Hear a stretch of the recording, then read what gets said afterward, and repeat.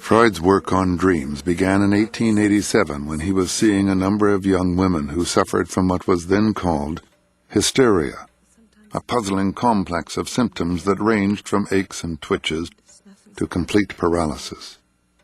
He grew to believe his patients' symptoms were elaborate defenses against the pain of long-forgotten psychic shocks. Freud treated them, unsuccessfully, with hypnosis. But when patients spontaneously began describing their dreams, he was intrigued.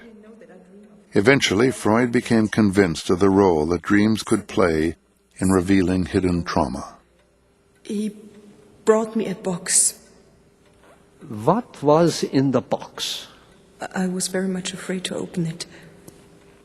When Freud and a patient were working together to interpret a dream, he asked the patient what the patient could remember, which is called the manifest content of the dream. He then asked the patient to sort of associate to each of the elements of the dream, and that simply meant to say everything that came to mind in connection with both the dream as a whole and to each particular detail of the dream.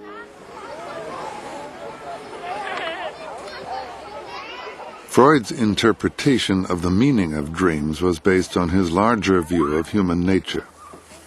He saw us as basically selfish animals driven by aggressive urges and the desire for pleasure.